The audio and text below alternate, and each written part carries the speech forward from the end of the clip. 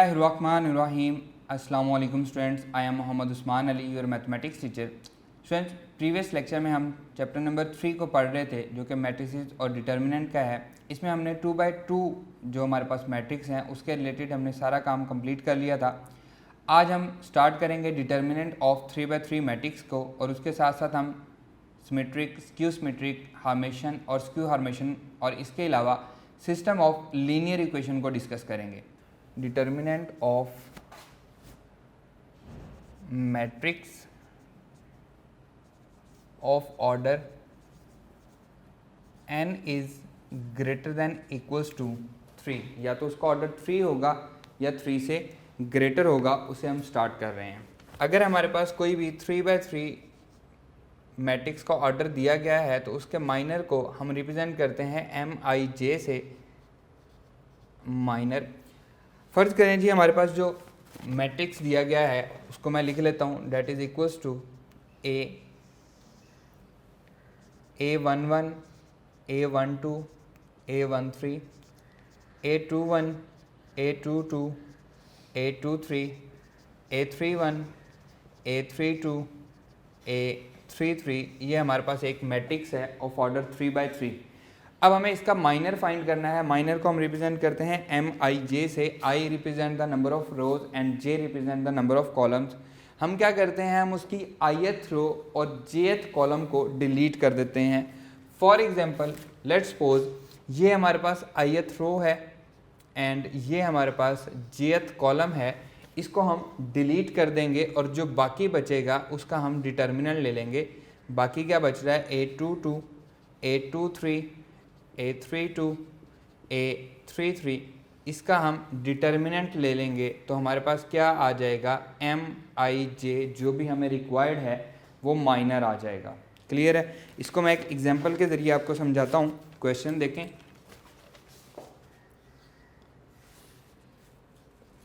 For A equals to 1 3 5 2 1 4 4 2 1, find M32। M32 का मतलब है थर्ड रो और सेकंड कॉलम का जो एलिमेंट है, थर्ड रो और सेकंड कॉलम का जो एलिमेंट है उसका माइनर हमें फाइंड करना है। हर एलिमेंट का अलग अलग माइनर होता है, तो जिसका भी माइनर कहा जाए वो वाली रो और वो वाला कॉलम डिलीट होने के बाद जो बाकी बचेगा उसका हम डिटर्मिनेंट लेंगे। Options are alpha option 6, beta option -1, charlie option -6 and delta option है 4। अब इसे हम सॉल्व करेंगे तो हमें फाइंड क्या करना है, M32 फाइंड करना है। तो हम क्या करेंगे, ये हमारे पास M32 वाला एलिमेंट है, तो ये वाली रो और ये वाला कॉलम ये हम डिलीट कर देंगे। बाकी बचा 1 5 2 4, इसका हम डिटर्मिनेंट ले लेंगे। अब डिटर्मिनेंट लेना हमारे लिए बहुत इजी है, 2/2 का है, तो 4 1 ज़ा 4 -5 2 ज़ा 10, तो क्या होगा, -6 हमारा आंसर आएगा, which is equals to charlie option. ये हमारे पास क्या है, -6 है। बिल्कुल इजीली आप माइनर फाइंड कर सकते हैं। इसी तरह से नेक्स्ट है कोफैक्टर। माइनर के बाद आता है कोफैक्टर। कोफैक्टर को अगर हमें फाइंड करना है, हम उसको Aij से रिप्रेजेंट करते हैं। हर एलिमेंट का कोफैक्टर होता है, ये इक्वल होता है -1 I प्लस जे, -1 की पावर I प्लस जे, जो भी हमें I और j दिया गया होगा, इंटू Mij। उसी एलिमेंट के माइनर से हम उसको मल्टीप्लाई कर देंगे। माइनर फाइंड करना हमने सीख लिया है, सिर्फ हमने करना क्या है, जैसा कि यहाँ पे अगर हमें A32 फाइंड करने को कहा जाता है तो यहाँ पे -1 पावर 3 प्लस 2, तो -1 से हम इसको मज़ीद मल्टीप्लाई कर देते तो 6 इसी एलिमेंट का कोफैक्टर आ जाता। क्लियर है? इसका क्वेश्चन देखें,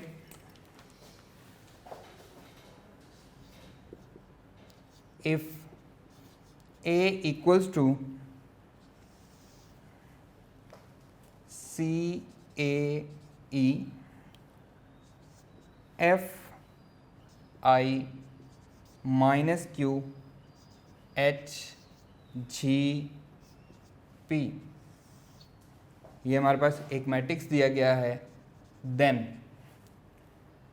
Q into A12 equals to what?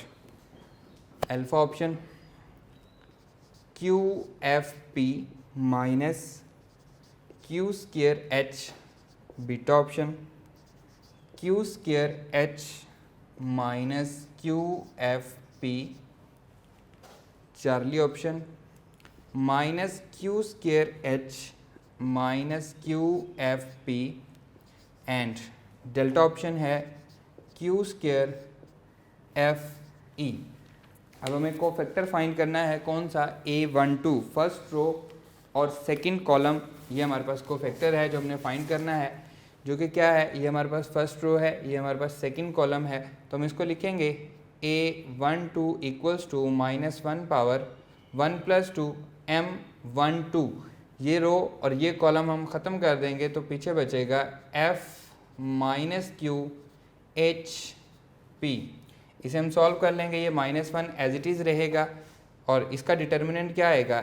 FP minus minus plus हो जाएगा QH, ये हमारे पास क्या आ जाएगा? डिटर्मिनेंट आ जाएगा। अब हम इसको मल्टीप्लाई किससे करना है? Q से मल्टीप्लाई करना है, तो Q into A12 det is equals to minus Q, ये मैं माइनस इसके साथ मल्टीप्लाई कर रहा हूँ, FP माइनस हो जाएगा Q स्क्वायर H। तो ये हमारे पास आंसर क्या आ रहा है जी? ये भी हमारे पास माइनस हो गया है और ये भी हमारे पास माइनस हो गया है, तो minus Q square H minus QFP, Charlie is the right answer. Clear students? इसी तरह से आपको कोई भी नंबर दिया गया था, यहाँ पे हमारे पास नंबर फॉर्म में दिए गए होते हैं, तो आप उनके कोफैक्टर्स फाइंड कर सकते हैं। नेक्स्ट जी, अब हम बात करते हैं डिटर्मिनेंट की। अगर हमें कोई भी एक मैट्रिक्स दिया गया है,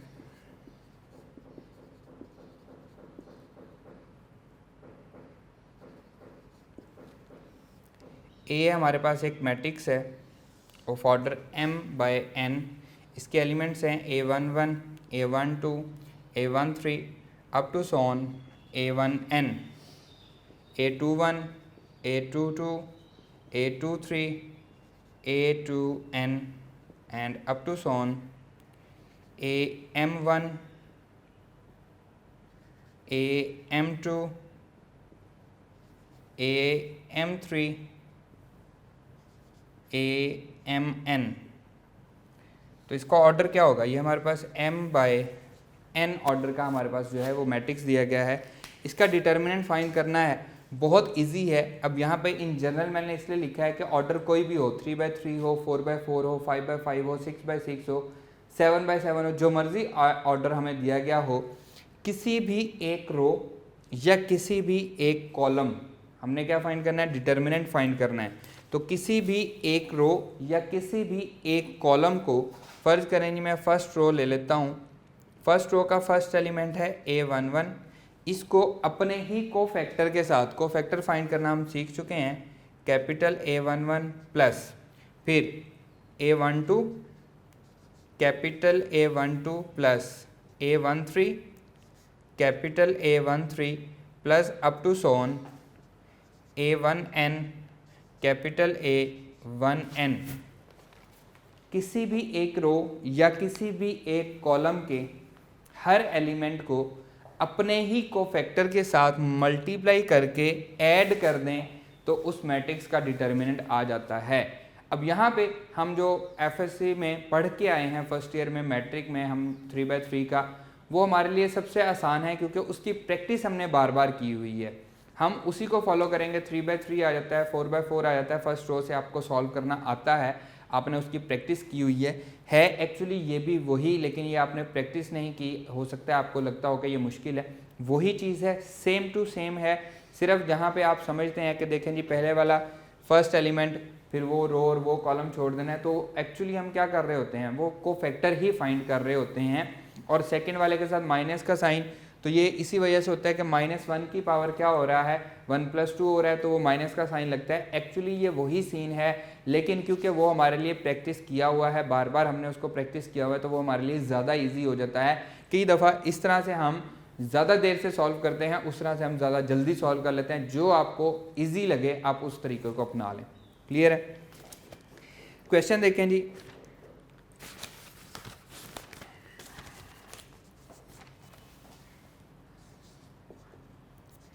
A equals to A11, A12, A13, A21, A22, A23, A31, A32, A33, ये हमारे पास एक मैट्रिक्स है। Then -A12 M12 plus A22 M22 minus A32 M32 equals to what? Alpha option, A inverse, beta option, A determinant, charlie option, A transpose and delta option है none of these. जी students, ये बिल्कुल वही चीज़ है। Simple क्या है, आपको second row से, ये हमारे पास जो सेकंड कॉलम दिया गया है A12, A22, A32, उससे वो आपको डिटर्मिनेंट पूछ रहा है। अब क्योंकि कोफैक्टर हम मल्टीप्लाई करते हैं तो इसका कोफैक्टर के साथ कौन सा साइन आएगा? नेगेटिव का साइन आएगा, तो वही उसने यहाँ पे पहले लगा दिया है। इसके साथ पॉजिटिव आएगा, यहाँ पे पॉजिटिव लग गया। इसके कोफैक्टर की वजह से यहाँ पे नेगेटिव साइन आएगा, इसलिए उसने नेगेटिव साइन लगाया है और साथ उसका माइनर मल्टीप्लाई कर दिया है। तो एक्चुअली ये वही चीज़ है। तो ये किसके इक्वल है? ए डिटर्मिनेंट के इक्वल है। So our answer is beta. Clear students? Next देखें जी, properties of determinant.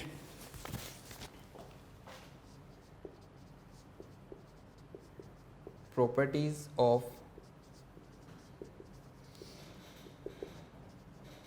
Determinants. Number 1,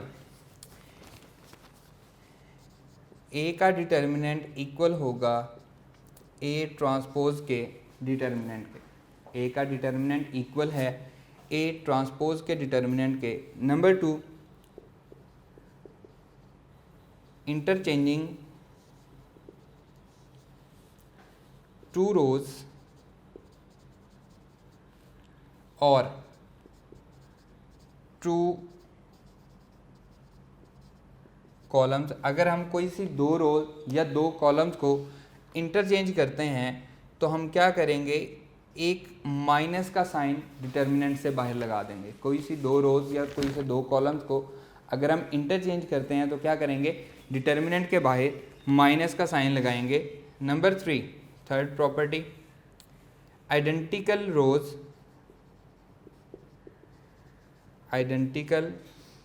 रोज और कॉलम्स। अगर कोई सी दो रोज या कोई से दो कॉलम्स सेम हैं तो क्या होगा?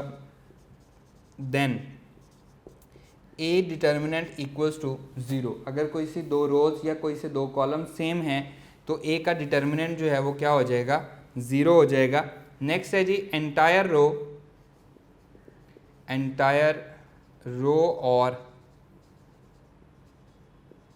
Column are 0।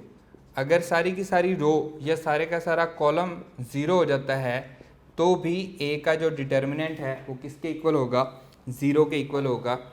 Next important property है, के ए होल का डिटर्मिनेंट इक्वल्स टू के power n into A determinant if order of A is n। अगर ए मैट्रिक्स का ऑर्डर n है तो कोई भी एक कांस्टेंट अगर उस मैट्रिक्स से मल्टीप्लाई हो रहा है और हम उसका डिटर्मिनेंट लेते हैं तो उस कांस्टेंट को बाहर निकालने के लिए उस मैट्रिक्स का जो ऑर्डर होगा वो उस कांस्टेंट की पावर बन जाएगी, क्योंकि हमें हर रो या हर कॉलम में से उसको कॉमन लेना पड़ेगा।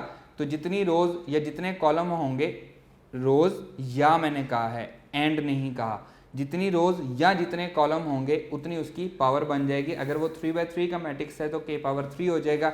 अगर वो 4/4 का मैट्रिक्स है तो k पावर 4 हो जाएगा। एंड इसी तरह से बाकी चलेगा। नेक्स्ट है जी 6 property,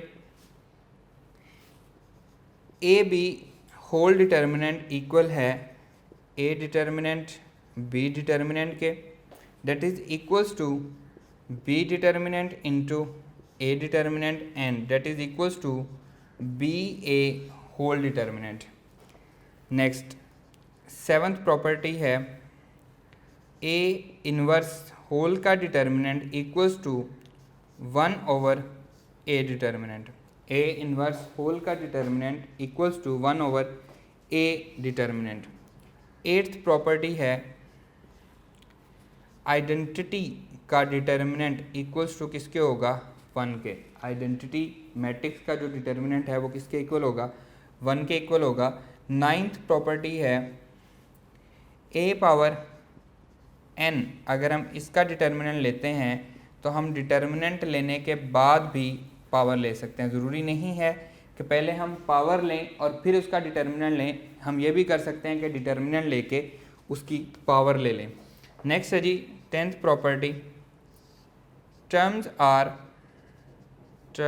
are in arithmetic progression and geometric progression, तो उसका डिटर्मिनेंट जो है वो किसके इक्वल होगा 0 के. अगर हमें जो भी मैट्रिक्स दिया गया है अगर उसकी टर्म्स आपस में एपी बना रही हैं तो हम क्या कहेंगे उसका डिटर्मिनेंट क्या होगा 0. और अगर वो जीपी बना रही हैं ज्योमेट्रिक प्रोग्रेशन बना रही हैं तो भी उसका डिटर्मिनेंट क्या होगा 0. एपी के लिए कोई कंडीशन नहीं है, हर रो का अलग अलग एपी हो सकता है. यानी कि फर्स्ट करें फर्स्ट रो में जो अरिथमेटिक प्रोग्रेशन में हमारे पास कॉमन डिफरेंस आ रहा है वो 2 है, सेकंड में 3 आ रहा है, नेक्स्ट वाले में 7 आ रहा है, कोई इशू नहीं है, आंसर 0 ही होगा. लेकिन ज्योमेट्रिक प्रोग्रेशन में जो कॉमन रेशियो है वो हर रो की सेम होनी चाहिए, उसमें चेंज नहीं होना चाहिए. अगर वो चेंज होगा तो उसका जो डिटर्मिनेंट है वो 0 के इक्वल नहीं होगा. नेक्स्ट प्रॉपर्टी है 11th property, A 0 0 0 B 0 0 0 C. आप इसको स्केलर मैट्रिक्स कह लें, आप इसको डायगोनल मैट्रिक्स कह लें, आप इसको ट्रायंगुलर मैट्रिक्स कह लें. अगर इस तरह से हमें मैट्रिक्स दिया गया होता है तो जस्ट हम उसके मेन डायगोनल को आपस में मल्टीप्लाई कर देंगे. वो अपर ट्रायंगुलर है, वो लोअर ट्रायंगुलर है. अब मैंने कितने नाम गिनवाए, डायगोनल मैट्रिक्स तब भी यही काम करना है, स्केलर मैट्रिक्स तब भी यही काम करना है, अपर ट्रायंगुलर तब भी यही काम करना है, लोअर ट्रायंगुलर तब भी यही काम करना है. आपने जस्ट क्या करना है उसके मेन डायगोनल को आपस में मल्टीप्लाई कर देना है, आपका आंसर आ जाएगा. क्लियर है. ये हमारे पास कुछ प्रॉपर्टीज़ हैं. अब हम इनके रिलेटेड क्वेश्चंस हैं उनको सॉल्व करते हैं. आइए जी स्टूडेंट्स क्वेश्चन देखें. प्रॉपर्टीज़ के रिलेटेड हम क्वेश्चन करने लगे हैं. 1a b plus C 1b c plus a 1c a plus b equals to what. मैं पहले क्वेश्चन लिख रहा हूँ, आप इसको सॉल्व करने की कोशिश करते जाएं, जो जो आपसे सॉल्व हो जाए वेल एंड गुड, बाकी हम इसको डिस्कस करेंगे. c minus a beta option है, a plus b plus c and charlie option है 0, डेल्टा ऑप्शन है a b c. नेक्स्ट है जी 1 omega omega square omega omega square 1 omega square omega 1 equals to what. Alpha option 0, beta option omega, charlie option है omega square and delta option है 1. Next question है if A is a square matrix of order 4 such that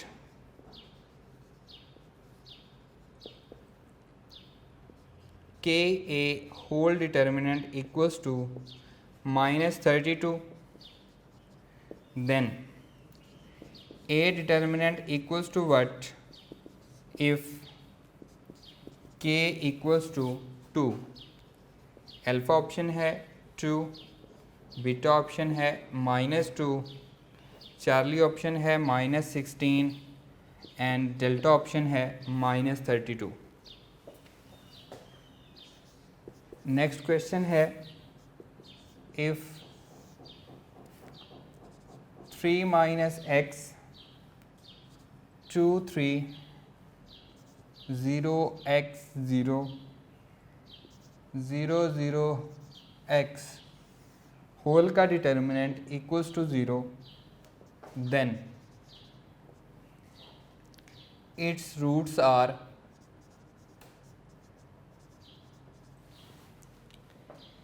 alpha option 1, beta option 0, charlie option है 0 1 and delta option है 0 3। Next question है if 4 0 0 2 x + 7 0 1 6 12 is equals to 0, then x equals to what? Alpha option 1, beta option 6, Charlie option -7 and delta option है 5। Next question है 1 2 3 4 5 6 7 8 9, इसका determinant आपसे पूछा गया है alpha option 1, beta option 2, Charlie option 21 and delta option 0। Next question देखें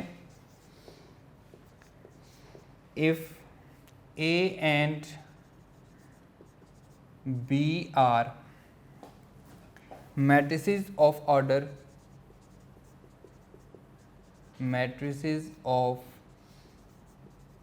6 and A square B square whole का determinant is equals to 144 and A B square whole determinant is equals to 72, then A determinant is equals to what? Alpha option 2, beta option -2, Charlie option -16 and delta option -32। Next question देखें if A equals to 102 0 2 1 1 minus 1 1, then A inverse का determinant equals to what? Alpha option 0, beta option -1, charlie option 1 and delta option है -2। Next question 1 0 0 2 cos x sin x 3 sin x cos x whole का determinant equals to what? Alpha option 1, beta option 0, charlie option cos 2x and delta option है sin 2x। Students ये आपके पास questions हैं, इनको अब हम solve करते हैं। आइए फर्स्ट क्वेश्चन की तरफ मूव करते हैं। 1AB + C, अगर मैं सेकंड कॉलम और थर्ड कॉलम को ऐड कर लूँ तो आंसर क्या बनेगा? C1 और C3 को मैं ऐड कर C2 और C3 को मैं ऐड कर रहा हूँ, यह आ जाएगा 1 1 1 A + B + C, A + B + C, A + B + C, ये एज इट इज़ रहेगा B + C, C + A, A + B, ये एज इट इज़ रहेंगे। अब सेकंड कॉलम में से A + B + C अगर हम कॉमन ले लें तो बचेगा 1 1 1, तो क्या हुआ, दो कॉलम्स आइडेंटिकल हो गए, और अगर कोई से दो कॉलम्स आइडेंटिकल हों या कोई सी दो रोज आइडेंटिकल हों तो ए का डिटर्मिनेंट किसके इक्वल होता है, 0 के इक्वल होता है। नेक्स्ट है जी 1 ओमेगा ओमेगा स्क्वायर। अब हम क्या करेंगे, कॉलम 1 कॉलम 2 कॉलम 3 तीनों कॉलम्स को अगर हम ऐड कर दें तो ये बनेगा 1 प्लस ओमेगा स्क्वायर, जो कि कॉलम 1 में आ जाएगा। और हमें पता है कि 1 प्लस ओमेगा स्क्वायर क्या होते हैं, 0 होता है। तो पूरे का पूरा कॉलम 1 जो है वो क्या हो जाएगा, 0 हो जाएगा। 1 प्लस ओमेगा स्क्वायर, ये omega as it is, omega square as it is. इसी तरह 1 plus omega square as it is, 1 as it is. इसको जब हम ऐड करेंगे तो यही आएगा। फिर omega as it is, 1 as it is. अब 1 प्लस ओमेगा स्क्वायर क्या होगा, 0 हो जाएगा। तो पूरे का पूरा कॉलम 0 हो जाएगा। और अगर कोई सी रो या कोई सा कॉलम सारे का सारा 0 हो तो उसका डिटर्मिनेंट किसके इक्वल आता है, वो 0 के इक्वल आता है। If A is a square matrix of order 4 such that k into A is equals to -32, k into ए का डिटर्मिनेंट इक्वल्स टू -32, तो के का ऑर्डर क्या है, ऑर्डर हमारे पास 4 है, तो जो के का पावर है वो हमारे पास ऑर्डर आ जाएगा, K power 4 into A determinant equals to -32। K की वैल्यू उसने हमें दी है 2 power 4 into A determinant equals to -32। K power 2 power 4 कितना होता है, 16 into A determinant -32, A determinant is equals to 16 divide होगा तो क्या आएगा, -2। So beta is the right answer. Clear students. Next देखें, इफ़ आपको ये हमारे पास अपर ट्रायंगुलर मैट्रिक्स दिया गया है, और अपर ट्रायंगुलर मैट्रिक्स में मैंने आपको क्या कहा है कि आप मेन डायगोनल को मल्टीप्लाई कर लें, 3 minus x into x equals to 0। इसका डिटर्मिनेंट इक्वल्स टू किसके है, 0 के है। तो अगर आपको अपर ट्रायंगुलर या लोअर ट्रायंगुलर मैट्रिक्स दिया गया है तो आपने क्या करना है, जस्ट मेन डायगोनल को मल्टीप्लाई करना है। अब यहाँ पे हमारे पास एक क्यूबिक इक्वेशन बन रही है, या हम ये भी कह सकते हैं जी 3 माइनस एक्स इक्वल्स टू 0 और एक्स स्क्वायर, यहाँ से हमारे पास एक्स की दो वैल्यू आ रही हैं, एक 0 आ रही है और एक 3 आ रही है। So answer is delta. और आप इसको बैक सॉल्व भी कर सकते हैं, इसमें 0 पुट करके चेक करें, 0 0 0, तो हमारे पास आंसर क्या आएगा, 0 ही आएगा इसका डिटर्मिनेंट। इसी तरह अगर मैं 1 पुट करता हूँ तो यहाँ पे 1 आ जाएगा, यहाँ पे 1 आ जाएगा, यहाँ पे 1। अब इसका डिटर्मिनेंट 0 नहीं आ रहा। 3 को पुट किया, 3 माइनस 3 0, यहाँ पे भी 3, यहाँ पे भी 3, तो अगेन आंसर क्या आ रहा है, डिटर्मिनेंट 0 आ रहा है। तो इसके दो फैक्टर हमारे पास यहाँ पे लिखे हुए हैं, 0 और 3। इसको आप बैक सॉल्व भी कर सकते हैं, डायरेक्टली सॉल्व करके भी चेक कर सकते हैं। नेक्स्ट भी यही है। अब हमारे पास लोअर ट्राइंगुलर मैट्रिक्स है, आपने क्या करना है, इसको मल्टीप्लाई करना है, 4 into x plus 7 multiply by 12 equals to 0। तो ये आ जाएगा जी 48 into x plus 7 equals to 0। इसको आप सॉल्व कर लें या आप इसको बैक सॉल्व कर लें। अब देखें यहाँ पे हम 1 पुट करते हैं, बल्कि यहाँ पे भी हम इसको चेक कर सकते हैं। 1 पुट करके देखें तो हमारे पास डिटर्मिनेंट इसका 0 नहीं आता। 6 पुट करके देखें, x की जगह पे डिटर्मिनेंट 0 नहीं आता। 12 पुट -7 पुट करें तो इसका डिटर्मिनेंट 0 आ जाता है। तो ये हमारे पास 48 इधर आके 0 हो जाएगा, x इक्वल्स टू -7, यहाँ से भी हमारे पास आंसर आ रहा है। 1 2 3 4 5 6 हमारे पास एक AP बना रहा है। और मैंने अभी आपको बताया था, अगर हमारे पास अरिथमेटिक प्रोग्रेशन दिया गया हो और उसका डिटर्मिनेंट हमें फाइंड करना हो तो वो क्या होगा, 0 हो जाएगा। नेक्स्ट क्वेश्चन है, if A B are matrices of order 6 and A square B square आपको गिवन दिया गया है 144, ए बी होल स्क्वायर आपको गिवन दिया गया है 72। लेट्स सपोज जी मैं इसको डिवाइड कर लेता हूँ, यह आ जाएगा जी ए बी स्क्वायर होल का determinant equals to 144 divided by 72। Left hand side से मैंने लेफ्ट हैंड साइड को डिवाइड किया और राइट हैंड साइड से राइट हैंड साइड को।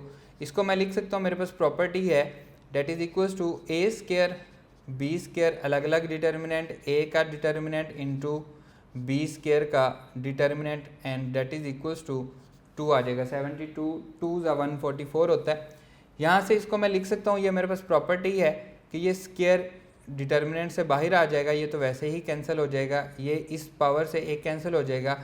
तो यहाँ से ए डिटर्मिनेंट किसके इक्वल आ जाएगा, 2 के इक्वल आ जाएगा, जो कि क्या है, अल्फा आंसर है। नेक्स्ट है जी ए, ये हमारे पास प्रॉपर्टी है कि ए इनवर्स का डिटर्मिनेंट इक्वल होता है 1/a के डिटर्मिनेंट के। तो यहाँ से हम डायरेक्टली ए का डिटर्मिनेंट फाइंड कर सकते हैं। ए का डिटर्मिनेंट किसके इक्वल आएगा, वही मेथड जो हम एफएससी में बार बार करके आए हैं। 1 इंटू रो कॉलम 2 + 1 3 आ जाएगा, फिर 0 हो जाएगा, फिर +2 इंटू रो कॉलम 0 -2, ये -2 आ जाएगा। ए का determinant equals to 3 - 4 equals to -1, और 1/-1 वो -1 ही रहता है। Answer is beta. नेक्स्ट है इसका हम डिटर्मिनेंट ले लेंगे, वही हम मेथड फॉलो करेंगे, फर्स्ट रो फर्स्ट कॉलम। तो ये आ जाएगा 1 into cos square x minus sine square x, बाकी दोनों क्या हो जाएंगे, 0 हो जाएंगे। अब प्लस होता तो हमारे लिए बड़ा इजी था, हम इसको क्या कर सकते थे, सॉल्व कर सकते थे, 1 हो जाता। अब ये देखें cos square x minus sine square x, ये हमारे पास हम 10th चैप्टर में पढ़ते हैं, cos 2x की वैल्यू है। cos 2x इक्वल्स टू किसके होता है, cos square x minus sine square x के। Clear students? जी स्टूडेंट्स, नेक्स्ट टॉपिक है symmetric.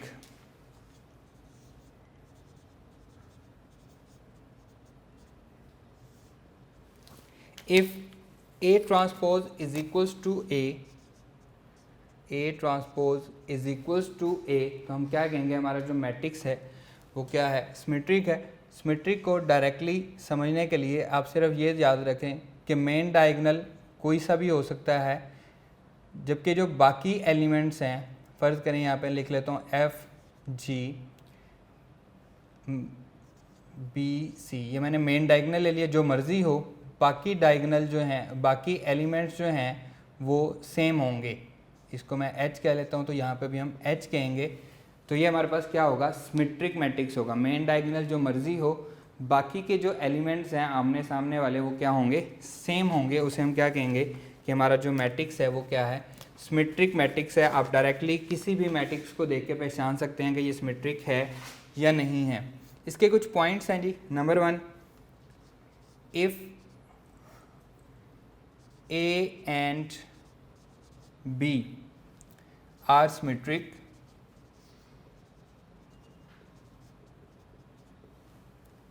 and AB equals to BA, मतलब उसमें कम्यूटेटिव लॉ होल्ड करता हो, then AB is also symmetric। तो ए बी जो होगा वो क्या होगा, सिमेट्रिक होगा। नेक्स्ट है जी, if A is symmetric then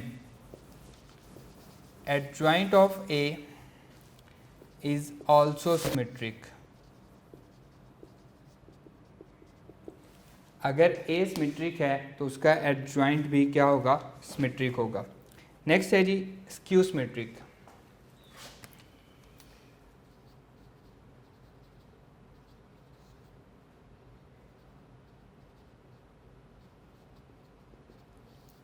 skew symmetric में क्या होता है जी, अगर ए का ट्रांसपोज जो है वो इक्वल आ जाता है -a के, तो हम क्या कहेंगे कि हमारा जो मैट्रिक्स है वो क्या है, स्क्यू सिमेट्रिक है। स्क्यू सिमेट्रिक की एग्जांपल में आपको मेन डायगोनल 0 होना चाहिए, 3 -7 -3 0 8 7 -8 0। स्क्यू सिमेट्रिक में मेन डायगोनल आपका जो है वो क्या होना चाहिए, 0 होना चाहिए, और बाकी की जो एंट्रीज़ हैं वो एक दूसरे का एडिटिव इन्वर्स होनी चाहिए। बाकी की जो एंट्रीज़ हैं वो एक दूसरे का एडिटिव इन्वर्स हों, तो हम कहेंगे कि हमारा जो मैट्रिक्स है वो क्या है, स्क्यू सिमेट्रिक है। नेक्स्ट है जी, हर्मिशियन मैट्रिक्स। हर्मिशियन मैट्रिक्स, अगर हम ए के कंजुगेट का ट्रांसपोज लें और वो अगेन ए के ही इक्वल आ जाए, ए के कंजुगेट का ट्रांसपोज लें और वो अगेन ए के ही इक्वल आ जाए, तो हम क्या कहेंगे कि हमारा जो मैट्रिक्स है वो क्या है, हर्मिशियन मैट्रिक्स है। अब यहाँ पे हमारे पास जो मेन डायगोनल है वो ए बी रियल, हमारे पास वो रियल नंबर हो, इसी तरह से जो सेकेंडरी डायगोनल है ए प्लस सी प्लस डी एटा, वो एक दूसरे का कॉन्जुगेट होना चाहिए। मेन डायगोनल है वो क्या है, रियल होना चाहिए, और जो सेकेंडरी डायगोनल है वो एक दूसरे का क्या हो, कॉन्जुगेट होगा। तो हम कहेंगे कि हमारा जो मैट्रिक्स है वो क्या है, हार्मेशन मैट्रिक्स है। इसी तरह से स्क्यू हार्मेशन, स्क्यू हार्मेशन, अगर ए ट्रांसपोज ए कॉन्जुगेट का ट्रांसपोज इक्वल है माइनस ए के, तो हम कहेंगे हमारा जो मैट्रिक्स है वो क्या है, स्क्यू हार्मेशन है। और इसकी एग्जांपल, इसमें अब दो तरह के हैं मेन डायगोनल, या तो सारे का सारा ज़ीरो हो या फिर प्योर इमेजिनरी हो। ए प्लस बी एटा, सी माइनस डी एटा, माइनस ए प्लस बी एटा, ज़ीरो, ई माइनस एफ एटा, सी माइनस डी एटा, नेक्स्ट है जी minus E minus F Etah and zero. Main diagonal सारे का सारा क्या हो, ज़ीरो हो। यहाँ पे देखिए मेन डायगोनल सारे का सारा ज़ीरो है। बाकी जो एंट्रीज़ हैं उनका जो रियल पार्ट है वो एक दूसरे का एडिटिव इन्वर्स हो। यहाँ पे देखें इसका जो रियल पार्ट है वो एक दूसरे का एडिटिव इन्वर्स हो। यहाँ पे देखें, यहाँ पे भी इसका जो रियल पार्ट है वो एक दूसरे का क्या हो, एडिटिव इन्वर्स हो। अगर मैं इनका इमेजिनरी पार्ट ख़त्म कर दूं तो ये अगेन क्या बनेगा, स्क्यू सिमेट्रिक ही बन जाएगा। इसी तरह से जो मेन डायगोनल है वो या तो सारे का सारा ज़ीरो हो या फिर प्योर इमेजिनरी हो, तब भी ये बात ट्रू होगी। Aorta 3 plus 7 aorta minus 3 plus 7 aorta 2 aorta, अब भी ये क्या है, ये स्क्यू हार्मेशन मैट्रिक्स है। मेन डायगोनल जो है ये यहाँ पे क्या है, प्योर इमेजिनरी है, जबकि सेकेंडरी डायगोनल में रियल पार्ट एक दूसरे का एडिटिव इन्वर्स है। Next student, echelon and reduce echelon form. Echelon and reduce echelon form. आपको कोई भी ऐसा क्वेश्चन तो नहीं आएगा कि वो आपसे कहेगा कि इसको कन्वर्ट करें एचलन और रिड्यूस एचलन फॉर्म के, आपको पता है वो लॉन्ग क्वेश्चन है। यहाँ पे सिंपल आपको पहचान के तौर पे आ सकता है कि बताएं ये एचलन फॉर्म है या नहीं है। 0 1 3 5 0 0 1 2 0 0 0 1। अब ये किस में है, ये एचलन फॉर्म में है। पहली एंट्री 1 होनी चाहिए हर रो की। देखें हर रो की पहली एंट्री 1 है। हर रो में पहली रो से एक ज़ीरो या उससे ज़्यादा ज़ीरो होने चाहिए, ज़रूरी नहीं है एक ही हो, दो भी ज़ीरो हो सकते हैं। यहाँ पे ये सारे का सारा ज़ीरो भी हो सकता है। अब भी ये किस में है, एचलन फॉर्म में ही है। इसको हम लीडिंग एलिमेंट कहते हैं। अगर लीडिंग एलिमेंट के ऊपर भी ज़ीरो हो जाए, फ़र्ज़ करें इसी को अगर मैं चेंज करूँ 0 1 3 के ऊपर नीचे इसके लीडिंग एलिमेंट है तो ये ज़ीरो हो जाएगा। 5 0 0 1 2 0 0 0 0। अब ये किस में कन्वर्ट हो चुका है, लीडिंग एंट्री के ऊपर भी ज़ीरो हो नीचे भी ज़ीरो हो तो ये किस में कन्वर्ट हो जाता है, रिड्यूस एचलन फॉर्म में कन्वर्ट हो जाता है। फ़र्ज़ करें जी 1 0 0 0 1 0 0 0 1, ये हमारे पास क्या है, रिड्यूस एचलन फॉर्म है। जबकि आइडेंटिटी एलिमेंट भी हम इसको आइडेंटिटी मैट्रिक्स भी कहते हैं, लेकिन ये क्या है हमारे पास रिड्यूस एचलन फॉर्म में है। इसके अलावा और बहुत सारी एग्जांपल्स हो सकती हैं रिड्यूस एचलन फॉर्म की। 1 0 0 3 0 1 0 5 0 0 1 3, ये भी हमारे पास किस में है, रिड्यूस एचलन फॉर्म में है। जस्ट आपने देख के उसको ऑब्जर्व करना है कि आपका मैट्रिक्स जो है वो किस में दिया गया है। नेक्स्ट है जी rank of a matrix. Rank of matrix, rank of a matrix में हमारे पास बिल्कुल सिंपल सी इसकी डेफिनेशन है रैंक ऑफ अ मैट्रिक्स की। Number of non zero rows in reduce echelon form, number of non zero rows in reduce echelon form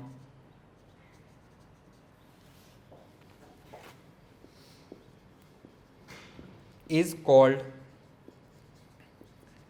the rank of the matrix.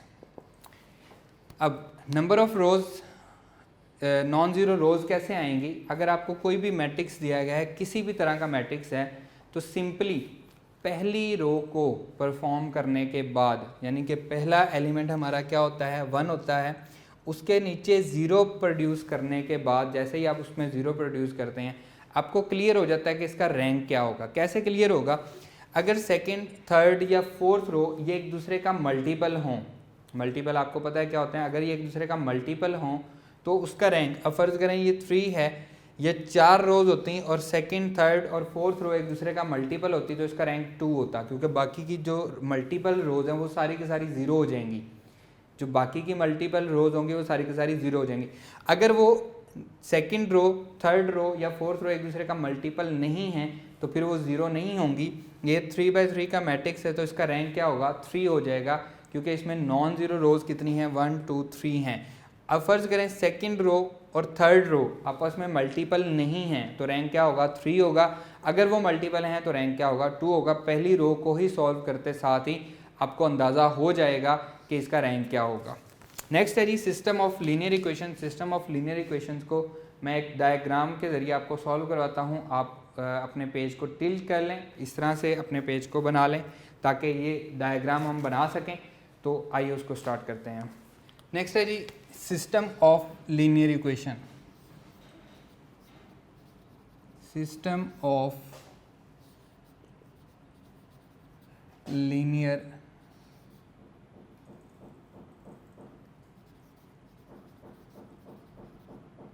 Equations. System of linear equation मैं लिख रहा हूँ यहाँ पे a1x plus b1y plus c1z equals to k1, a2x plus b2y plus c2z equals to k2, a3x plus b3y plus c3z equals to k3। ये हमारे पास क्या है, सिस्टम ऑफ लीनियर इक्वेशन है। अब हमारे पास दो तरह की लीनियर इक्वेशंस होती हैं, कौन कौन सी, उनको हम डिस्कस करते हैं। नंबर 1, इफ़ k1 इक्वल है k2 के, इक्वल है k3 के, और ये सारे के सारे ज़ीरो हैं, k1 भी ज़ीरो, k2 भी ज़ीरो, k3 भी ज़ीरो, देन हम कहेंगे कि हमारे जो सिस्टम ऑफ लीनियर इक्वेशन है ये क्या है, होमोजीनियस इक्वेशन है। Homogeneous equations. अब ये सारे के सारे आपके MCQ सॉल्व हो रहे हैं। अगर आपको कोई भी सिस्टम दिया गया हो, आपने सबसे पहले किसको चेक करना है, k1 k2 k3 को। अगर ये सारे के सारे ज़ीरो हैं तो हम क्या कहेंगे, ये हमारे पास होमोजीनियस सिस्टम है। And if k1 k2 and k3 all are not zero, सारे के सारे ज़ीरो ना हो, कोई एक नॉन ज़ीरो भी हो, तो हम क्या कहेंगे कि हमारे पास अब जो सिस्टम है वो नॉन होमोजीनियस है, नॉन होमोजीनियस इक्वेशंस का है। क्लियर है? अब हम बात करते हैं इसके सॉल्यूशन पे। होमोजीनियस सॉल्यूशन में, होमोजीनियस इक्वेशन में हमारे पास दो तरह के सॉल्यूशंस होते हैं, एक होता है ट्रिवियल सॉल्यूशन और एक होता है non trivial solution. Trivial solution and non trivial solution. अब हमें कैसे पता लगेगा, हमें तो इक्वेशंस दी गई होंगी, हम पहला तो पता लग गया कि k1 k2 k3 हमने चेक किया, हमने उसको देखा, हमें पता लग गया कि ये हमारे पास होमोजीनियस इक्वेशन है। अब उसके सॉल्यूशन की तरफ अगर हम आते हैं, हमें कैसे पता लगेगा कि ट्रिवियल सॉल्यूशन है कि नॉन ट्रिवियल सॉल्यूशन है, हम उसका डिटर्मिनेंट चेक करेंगे। If A determinant is not equals to zero तो सॉल्यूशन ट्रिवियल होगा, और if A determinant is equals to zero तो सॉल्यूशन नॉन ट्रिवियल होगा। ट्रिवियल सॉल्यूशन का मतलब क्या है कि x भी ज़ीरो, y भी ज़ीरो एंड z भी ज़ीरो, x भी ज़ीरो, y भी ज़ीरो एंड z भी ज़ीरो। नॉन ट्रिवियल सॉल्यूशन का मतलब क्या है, इनफाइनाइट मैनी सॉल्यूशंस एग्जिस्ट करेंगे। इन्फिनिट मैनी सॉल्यूशंस आएंगे। क्लियर, नॉन ट्रिवियल का मतलब क्या है, इन्फिनिट मैनी सॉल्यूशंस, उसके बहुत सारे सॉल्यूशंस आएंगे। अब हम बात करते हैं नॉन होमोजीनियस इक्वेशन पे। नॉन होमोजीनियस इक्वेशन में दो तरह के सिस्टम होते हैं, consistent system and inconsistent. Consistent and inconsistent. अब कंसिस्टेंट में हमारे पास दो तरह के सॉल्यूशन होते हैं, कौन कौन से, एक हमारे पास यूनिक सॉल्यूशन होता है और एक हमारे पास इनफाइनाइट मैनी सॉल्यूशंस होते हैं।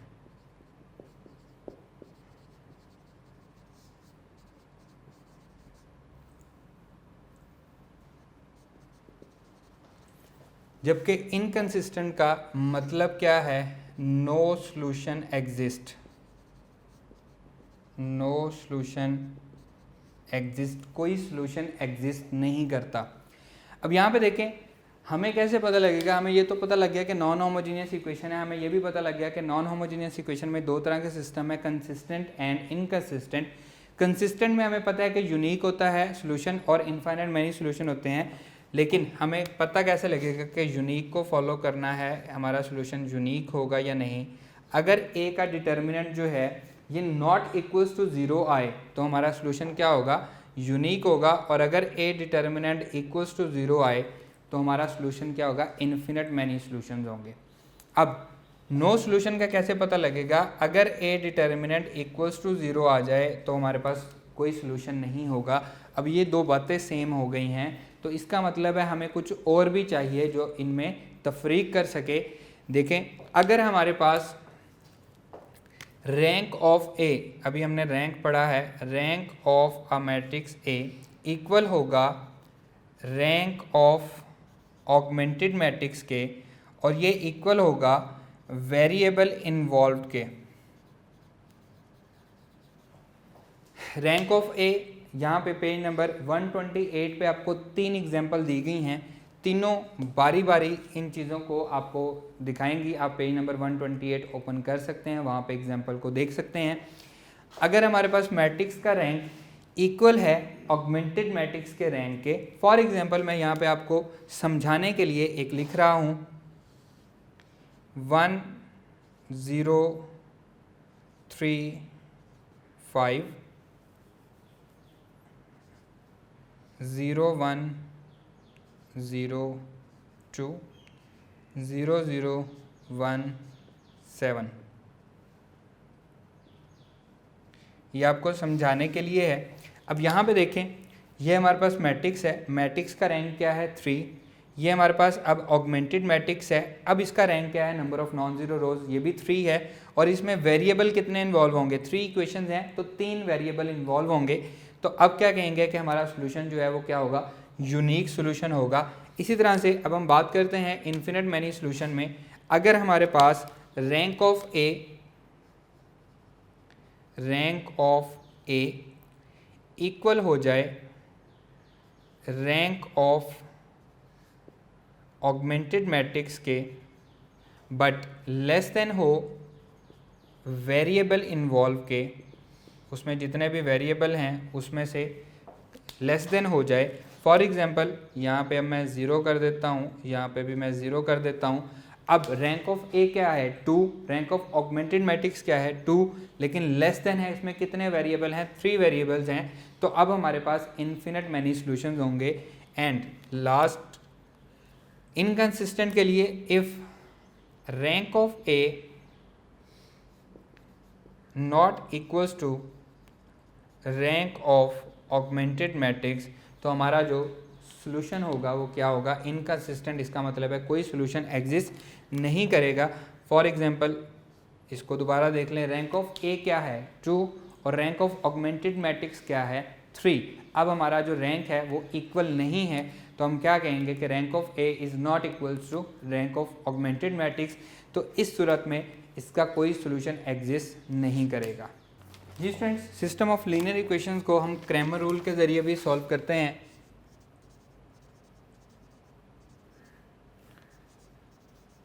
क्रैमर रूल में आपको अगर क्वेश्चन दिए गए हों, फर्ज करें क्वेश्चन दी गई हैं a1x plus b1y plus c1z equals to d1, a2x plus b2y plus c2z equals to d2, a3x plus b3y plus c3z equals to d3 और हमें x, y और z फाइंड करना है। तो ये सबसे इजी है। आप क्या करेंगे, x फाइंड करने के लिए d1, d2, d3 डिटर्मिनेंट में पहले d1, d2 इक्वल के बाद जो है हमारे पास कांस्टेंट जो हैं उनको लिखेंगे। a1, a2, a3 नहीं लिखेंगे, जबकि b1, b2, b3, c1, c2, c3 इसका determinant and divided by a का डिटर्मिनेंट, तो हमारे पास क्या फाइंड हो जाएगा, x फाइंड हो जाएगा। इसी तरह से अगर हमें y फाइंड करना है तो हम क्या लिखेंगे, a1, a2, a3। अब b1, b2, b3 की जगह पे क्या लिखेंगे, d1, d2, d3, c1, c2, c3 divided by a का डिटर्मिनेंट। और अगर हमें z फाइंड करना है तो आप जानते हैं d1, d2, d3 किसकी जगह पे आ जाएगा, c1, c2, c3 की जगह पे, और हम उसका डिटर्मिनेंट फाइंड करेंगे तो z फाइंड हो जाएगा। क्लियर है। क्वेश्चन देखें, for what value of lambda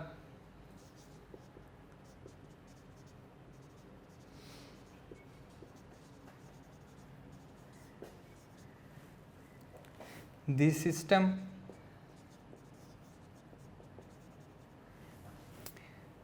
x plus y plus z equals to 0, 2x plus y minus lambda z equals to 0,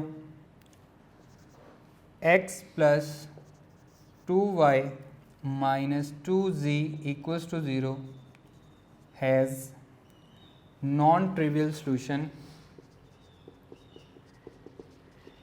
non-trivial